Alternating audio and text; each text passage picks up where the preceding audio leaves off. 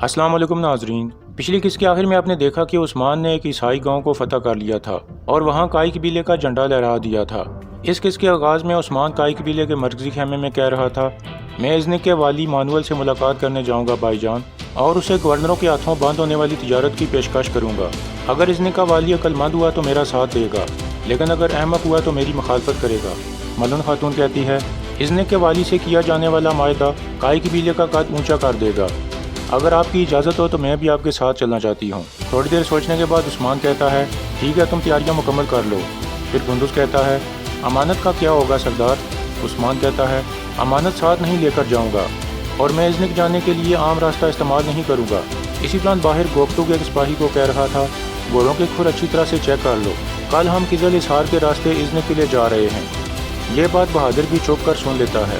अंदर बाला खातून कह रही थी, ओरहान मेरे पास अमानत होगा मलन खातून, आप बेफिक्र रहना। मलन उसका शुक्रिया अदा करती है। इतने में गोगची इजाज़त लेकर अंदर आ जाती है। वो ओरहान को मलन खातून के हवाले करती है। इस दौरान उस्मान कहता है, अब मैं सफ़र पर रवाना हो रहा हूँ, अमानत बड़े खेमे में रहेगी। ये बात गोगची सुन लेती है और फिर चली जाती है। कुछ देर बाद वो अस्तबल में पहुँच जाती है और बहादुर को बताती है, मैंने सुना है कि अमानत बड़े खेमे में रहेगी। यह सुनकर बहादुर खुश हो जाता है और फिर उसे सोने के सिक्कों की थैली देते हुए कहता है, अपनी आंखें खुली रखना, ये मत भूलना कि हर काम का इनाम मिलेगा। सोने के सिक्के लेकर गोगचे भी खुश हो जाती है। इसके बाद बहादुर कबीले के बाहर एक जगह पहुंच जाता है जहां एक पिंजरे में कबूतर मौजूद था। बहादुर उसे बाहर निकालता है और उसके पाँव के साथ एक हाथ बांधकर उसे कोशिश की तरफ रवाना कर देता है। इसके बाद रात का वक्त हो जाता है। बिलाजी किले में गवर्नर उगतोस अपने आप को कोड़े मारते हुए कह रहा था, अजीम ईसा, मैं आपके लायक नहीं बन पाया। मैं आपको ना मानने वालों से शिकस्त खा बैठा, लेकिन मैं कसम खाता हूँ कि उन सबको मार डालूंगा। इतने में एक सिपाही आकर कहता है, हुजूर, गवर्नर निकोला और गवर्नर कोसिस आए हैं। कुछ देर बाद रुगतोस मरकजी हाल में आ जाता है जहाँ निकोला और कोसिस मौजूद थे। कोसिस कहता है, उस्मान निकाया जा रहा है और इज़्निक के वाली मानुअल से मुलाकात करेगा। निकोला कहता है, और हम उसे ऐसा करने की इजाज़त नहीं देंगे। फिर रुगतोस कहता है, निकाया की तरफ जाने वाला सफ़र उस्मान का आखिरी सफ़र साबित होगा, हम रास्ते में घात लगाएंगे। कोशिश कहता है, लेकिन वो एहतियाती तौर पर आम रास्ते से नहीं जा रहा, वो किज़ल इसार के रास्ते से जाएगा और हम वहाँ उसे मार देंगे। निकोला खड़ा होकर कहता है, तो फिर इस मुहिम की जिम्मेदारी मैं लेता हूँ, किसी को एतराज़ तो नहीं है। रुगतोस कहता है, पूरी फ़ौज को ले जाना होगा निकोला, अपने साथ कतलुनिया वालों को भी ले जाओ और उस्मान की मौत को यकीनी बनाओ। कोशिश कहता है, एक और अहम बात, उस्मान इस सफ़र में अमानत अपने साथ नहीं लेकर जाएगा, यानी उसे अपने मरकजी खेमे में रख कर जाएगा। फिर रुगतोस कहता है, जब तुम उस्मान का कलेजा निकाल रहे होगे तो ऐन उस वक्त मैं कबीले से मुकद्दस अमानत निकाल रहा हूँगा और सामने आने वाला हर शख्स मारा जाएगा। निकोला कहता है, मरा हुआ सरदार और बगैर सरदार के कबीला, आखिरकार तुर्कों के खात्मे का वक्त आ ही गया, हम तुर्गत को भी जिंदा नहीं छोड़ेंगे। यह सुनकर कोशिश कहता है, निकोला, सरदार के बगैर तुर्क बहुत ज़्यादा ख़तरनाक हो जाते हैं। जब आप लोग उनके कलेजे निकाल रहे होंगे तो इसी दौरान मैं उनका नया सरदार मुंतखब कर रहा हूँगा, यानी तुर्गत को अपनी साख में खींच लाऊंगा। निकोला रजामंद हो जाता है और कहता है, अगर तुर्गत हमारे हाथ आ गया तो बाकी तुर्क भी हमारे हाथ आ जाएंगे। यह कहकर निकोला और कोशिश जाने लगते हैं तो रुगतोस अपनी तलवार निकाल कर कहता है, नहीं, इस मायदे पर कसम खाए बगैर कोई बाहर नहीं जाएगा। उस्मान की चालों की वजह से हम काफ़ी इख्तलाफ कर चुके, आज हम इत्तेहाद के लिए मुकद्दस कसम खाएंगे। यह सुनकर निकोला और कोशिश पीछे आ जाते हैं और अपनी तलवारें निकाल कर ईसाई अलामत पर रख देते हैं।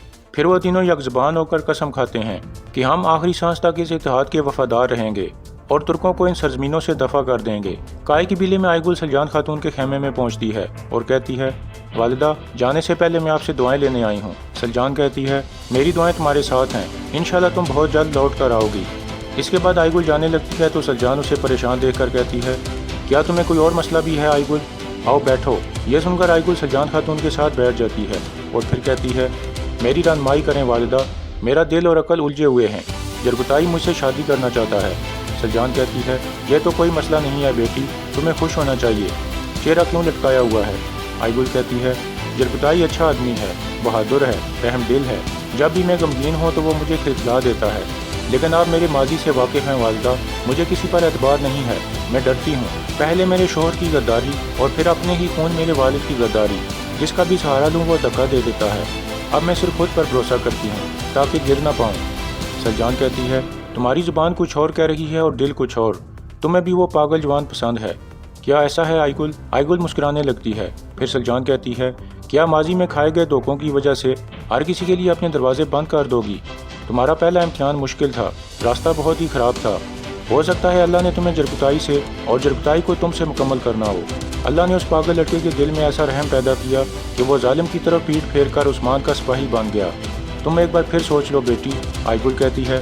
میں سوچوں گی والدہ، دل کو سنبھال کر ایک بار پھر سوچوں گی۔ اس کے بعد جنگل کا منظر سامنے آتا ہے۔ کاتالونیا والوں نے 2 آدمیوں کو پکڑا ہوا تھا۔ اسلمو کہہ رہا تھا، یہ تربت کی طرف سے ہمارے پیچھے بھیجے گئے سپاہی ہیں۔ پھر وہ ایک سپاہی کو پکڑ کر کہتا ہے، تم جو آخری چہرہ دیکھو گے وہ اسلمو کا ہوگا۔ یہ کہہ کر وہ اس کی آنکھوں پر گرم خنجر لگانے لگتا ہے۔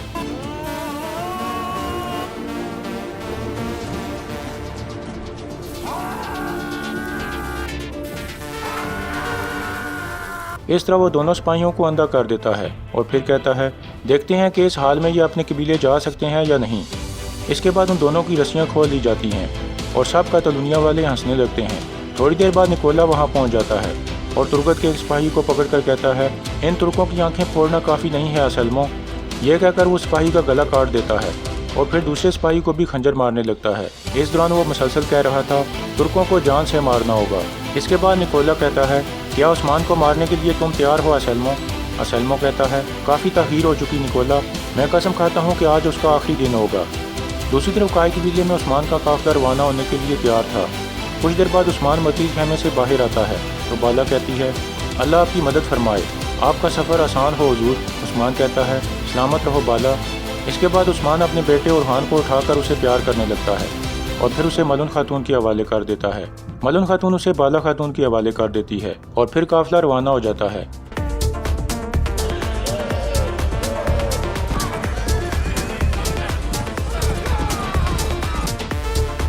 اس کے بعد بلاجے قلعے کا منظر سامنے آتا ہے۔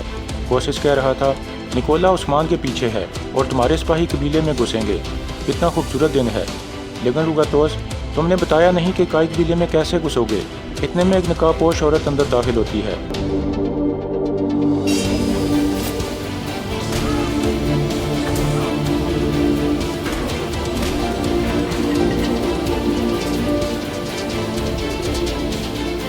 اس کے بعد وہ عورت کہتی ہے، گورنر روگاتوس، گورنر کوسس، میں جولیا ہوں۔ پھر روگاتوس کہتا ہے، یہ وہ ہے جو عثمان کے قبیلے میں موت لے کر جائے گی۔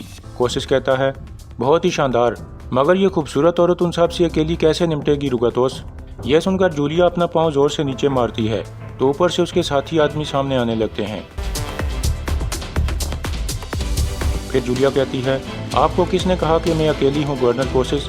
ہم ایک مکمل فوج ہیں اور ہمارا نام موت کے فرشتے ہے۔ کوسس کہتا ہے، بہت اچھے، لیکن یہ موت کے فرشتے کائی قبیلے میں داخل کیسے ہوں گے؟ تو روگاتوس کہتا ہے، تو درگا والوں کے ذریعے۔ اتنے میں ایک آدمی اندر داخل ہوتا ہے، جسے دیکھ کر روگاتوس کہتا ہے، یہ ایک ترک تاجر ہے، یہ عثمان کے قبیلے میں تیل لے کر جائے گا۔ کوسس کہتا ہے، اب میں سمجھ گیا کہ ہمارے پیارے فرشتے وہ امانت کیسے حاصل کریں گے اور سامنے آنے والے ہر ترک کو مار ڈالیں گے۔ کچھ دیر بعد گرے ہوئے سپاہی کھڑے ہونے لگتے ہیں، لیکن ایک سپاہی نہیں اٹھتا۔ اسے دیکھ کر روگاتوس پوچھتا ہے، اس کا کیا ہوگا؟